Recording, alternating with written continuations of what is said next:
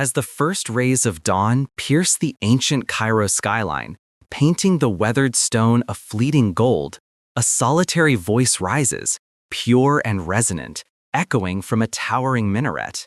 It is the adhan, the Muslim call to prayer, a sacred sound that has defined Islamic cities for centuries.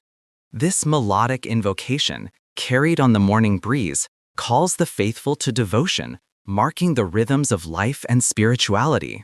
The minaret itself, a slender or robust vertical beacon, stands as an unmistakable symbol of Islamic identity and presence, designed to elevate the human voice to the heavens and establish a visible connection between earth and the divine.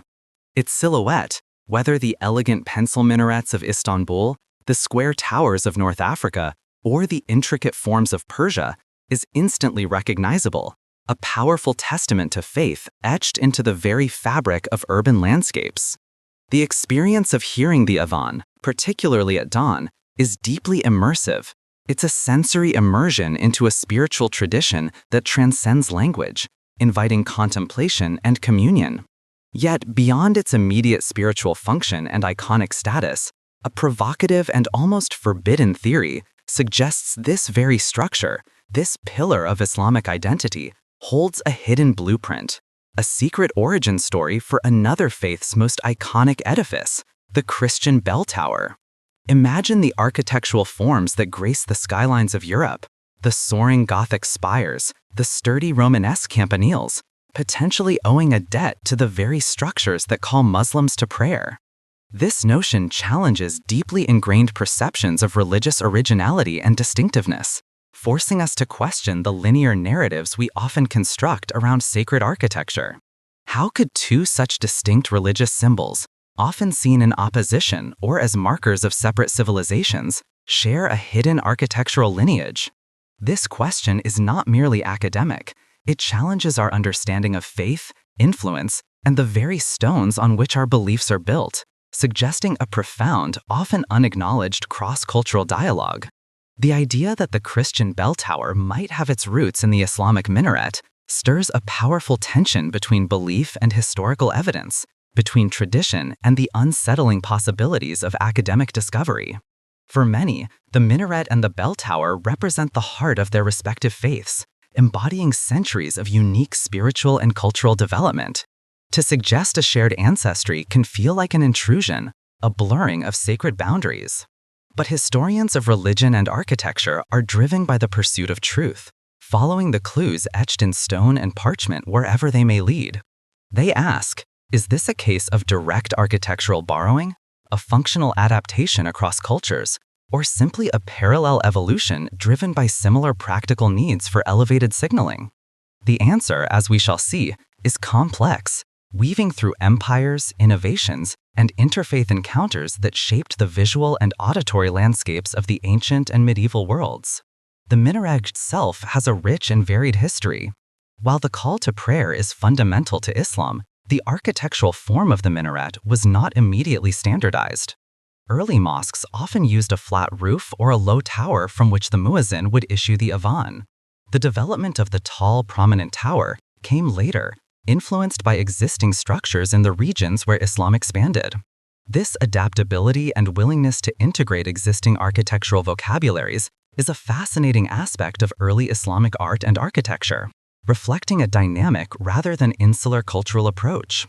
What started as a functional necessity to ensure the call to prayer was heard across an expanding urban fabric evolved into a profound architectural statement, a vertical axis connecting the earthly congregation with the divine expanse. The perceived opposition between minarets and bell towers often stems from periods of conflict, where these structures became symbols of competing powers and identities. Yet beneath these visible distinctions, architectural historians propose a more nuanced story, one of shared human ingenuity and the practical solutions to universal needs.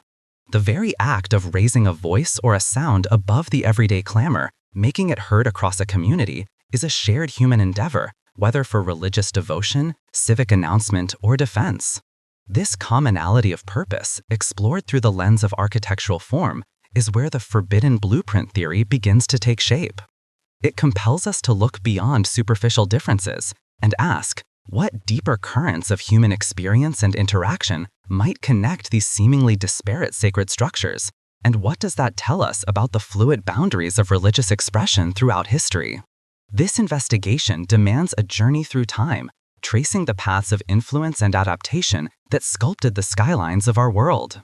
The minaret itself has a rich and varied history. While the call to prayer is fundamental to Islam, the architectural form of the minaret was not immediately standardized. Early mosques often used a flat roof or a low tower from which the muezzin would issue the adhan. The development of the tall, prominent tower came later, influenced by existing structures in the regions where Islam expanded. This adaptability and willingness to integrate existing architectural vocabularies is a fascinating aspect of early Islamic art and architecture, reflecting a dynamic rather than insular cultural approach. What started as a functional necessity to ensure the call to prayer was heard across an expanding urban fabric evolved into a profound architectural statement, a vertical axis connecting the earthly congregation with the divine expanse. The perceived opposition between minarets and bell towers often stems from periods of conflict, where these structures became symbols of competing powers and identities. Yet beneath these visible distinctions, architectural historians propose a more nuanced story, one of shared human ingenuity and the practical solutions to universal needs. The very act of raising a voice or a sound above the everyday clamor, making it heard across a community, is a shared human endeavor, whether for religious devotion, civic announcement, or defense. This commonality of purpose, explored through the lens of architectural form, is where the forbidden blueprint theory begins to take shape. It compels us to look beyond superficial differences and ask, what deeper currents of human experience and interaction might connect these seemingly disparate sacred structures? And what does that tell us about the fluid boundaries of religious expression throughout history? This investigation demands a journey through time, tracing the paths of influence and adaptation that sculpted the skylines of our world. Continuing from that profound question of shared ancestry and the initial resistance it might provoke, we delve into the meticulous historical records and architectural evidence that fuel this provocative theory. The early Islamic empires, expanding rapidly from the 7th century onwards, did not emerge into a cultural vacuum. They encountered diverse urban landscapes dotted with pre-existing structures. These included Roman watchtowers, Byzantine church towers, and Syrian monastic columns, vertical edifices that served various civic and religious functions. It is in this rich architectural tapestry that scholars began to trace the potential lineage of the minaret. Pioneering architectural historians like K.A.C. Creswell, whose monumental works on early Islamic architecture remain foundational, meticulously documented the architectural parallels. Creswell, through exhaustive surveys and detailed analyses, highlighted the striking similarities between some of the earliest minarets and these pre-Islamic towers. For instance, the renowned Great Mosque of Damascus, built on the site of a Roman temple and later a Byzantine church, incorporates 3 minarets. 2 of these, often referred to as the Bride's Minaret and the Minaret of Jesus, are believed by Creswell and others to have been adapted from existing Roman towers or Syrian church towers. Their robust square forms and the construction techniques employed bear a strong resemblance to the defensive and signaling towers common in the region during the Byzantine era. Oleg Grabar, another towering figure in Islamic art and architecture, while acknowledging the functional adaptations, further explored the symbolic and aesthetic choices involved. He emphasized that early Islamic builders were pragmatic. They often reused or modified existing structures for new purposes. The idea of an elevated platform for the adhan was paramount, and existing tall structures provided an immediate, efficient solution. Was it merely practical necessity, the urgent need for an elevated platform for the adhan to ensure the call to prayer was heard across a rapidly growing congregation, that led to these forms, or a more conscious adaptation and repurposing of existing vertical structures, imbuing them with new Islamic meaning? Consider the architectural forms of early Islamic minarets across different regions. In Syria, many early minarets were square, sturdy, and often built on existing foundations, echoing the form of Roman lighthouse towers or military watchtowers. The minaret of the Great Mosque of Cairo in Tunisia, dating to the 9th century, is another prime example. Its massive square base and three-tiered structure bear a strong resemblance to Roman lighthouses and Byzantine defensive towers found along the North African coast. The theory suggests a functional influence, where the concept of a tall, prominent, elevated structure for signaling or observation, already present in the regional architectural vocabulary, was adapted and refined for the specific Islamic purpose of the adhan. However, critics argue that direct textual evidence of a conscious borrowing or explicit instruction to replicate non-Islamic forms is scarce. Historians rely heavily on written accounts, and explicit acknowledgments of architectural influence are rare in medieval texts. Instead, the evidence is largely circumstantial, based on visual comparisons, archaeological findings, and the chronological development of architectural forms. These critics suggest that the similarities might stem from parallel evolution, the universal human tendency to build tall structures for visibility and audibility using locally available materials and construction techniques. They might point out that early Christian structures also had towers, though perhaps not as systematically developed or essential to the liturgy as the later bell towers. Yet, the visual similarities are striking, and the historical context of conquest and cultural interaction makes the idea of adaptation highly plausible. Early Islamic architecture was not a monolithic invention, but a synthesis, drawing upon Sasanian, Byzantine, and Roman precedents. The Umayyad Caliphate in particular was known for its eclectic approach, incorporating elements from conquered territories into its grand building projects. For example, the very artisans and craftsmen employed in constructing early mosques were often local, non-Muslim populations familiar with existing building traditions and forms. This pragmatic approach would naturally lead to the incorporation of familiar architectural elements. Moreover, the function of the early minaret was not solely for the call to prayer. Some scholars suggest they also served as landmarks, symbols of Islamic presence, or even watchtowers, especially in frontier regions, functions that align closely with pre-existing vertical structures. This multifunctionality further blurs the lines between purely religious and utilitarian architecture, strengthening the argument for adaptation. The evolution from a simple rooftop platform to a complex multi-tiered tower reflects a gradual process of architectural refinement and symbolic articulation, but the initial impulse for height and visibility remained constant. The debate among scholars like Creswell, Grabar, and their intellectual successors highlights the complexity of historical inquiry. Is it enough to show strong visual and functional parallels, or do we need explicit documentation of intent? This question forces us to consider the limits of historical evidence and the art of interpretation. But if architectural forms truly crossed religious lines in this manner, what theological resistance or acceptance did they encounter among the early Muslim communities? Were these adaptations seen as innovations or as pragmatic solutions that eventually became sanctified through use? And crucially, how did their functions diverge over time, leading to the distinct spiritual roles we recognize today? These questions lead us to consider not just the stones themselves, but the sounds and meanings they were designed to carry. Moving beyond architectural forms and into the realm of theology and auditory landscape, we explore how the Christian bell tower evolved, often in parallel, yet with distinct spiritual and cultural purposes. While minarets primarily elevate the human voice, the direct personal call of the bell towers introduced a fundamentally different element: the mechanical sound of the bell. This shift from human voice to resonant metal brought a new dimension to Christian spiritual life, transforming how communities marked time, gathered for worship, and understood their relationship with the divine. Early Christian communities, much like pre-minaret Islamic communities, did not initially have dedicated bell towers. They used simpler methods to call the faithful: wooden clappers, horns, or even a deacon or lector shouting from a prominent spot. The soundscape of early medieval Europe would have been largely natural, punctuated by human voices and the occasional clatter.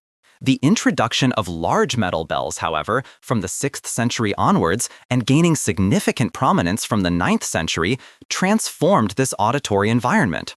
Monasteries, particularly Benedictine foundations, were instrumental in the development and spread of bell-making technology.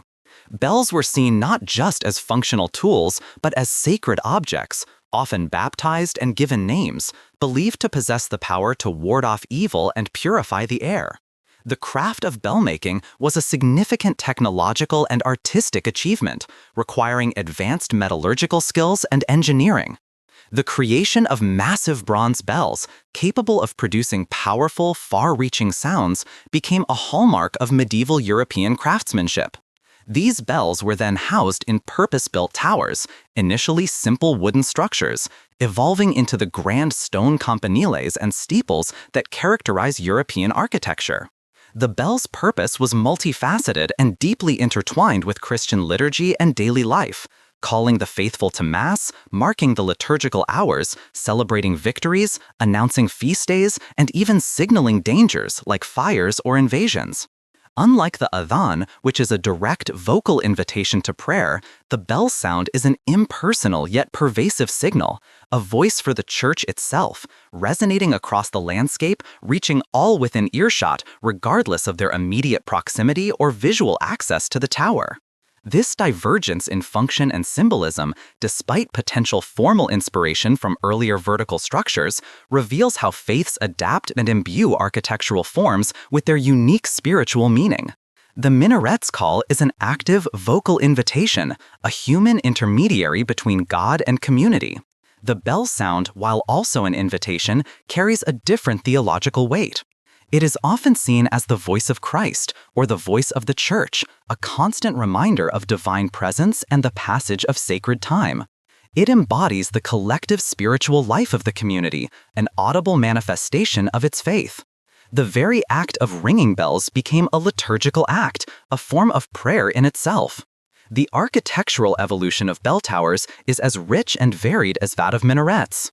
From the freestanding campaniles of Italy, like the iconic Leaning Tower of Pisa, to the robust square towers of Romanesque churches and the soaring, intricately carved steeples of Gothic cathedrals, Christian bell towers became central to the identity of churches and cities. Their height and prominence were not just practical, but symbolic, asserting the presence and authority of the church within the urban fabric, often dominating the skyline. So where does this leave the forbidden blueprint theory? If minarets influenced the idea of a prominent vertical sound-emitting structure, did they also influence of using such a structure for religious signaling? Or was it merely parallel evolution of a functional need, with each faith developing its unique auditory and architectural solutions? The historical dialogue is less about direct copying and more about the complex interplay of functional necessity, aesthetic adaptation, and theological innovation. It's plausible that the widespread presence and functional utility of minarets in the East provided a conceptual model for elevating sound, which then converged with the Christian tradition of bell-making in the West. This suggests a less direct blueprint and more of a shared cultural current, where ideas of verticality and sonic communication flowed and transformed across geographic and religious boundaries. Today, minarets and bell towers continue to define the skylines of cities worldwide, standing as powerful testaments to distinct spiritual paths. Yet their shared, albeit debated, architectural journey reminds us of the profound, often hidden cross-cultural dialogues that shape our sacred spaces. They are not merely buildings, they are instruments of faith, woven into the very fabric of human history. The forbidden blueprint theory, therefore, doesn't diminish the unique spiritual significance of either structure. Rather, it enriches our understanding of the intricate, often surprising ways in which human cultures interact, borrow, and innovate. It reveals a world where religious identity is not always built in isolation, but often through a complex interplay of influence and adaptation. What does it mean for faiths to build their distinct identities upon such intertwined foundations? And how does this ongoing discovery continue to reshape our understanding of religious heritage and interfaith connection? It means recognizing that even in the most sacred of spaces, the echoes of history are far more interconnected than we often imagine.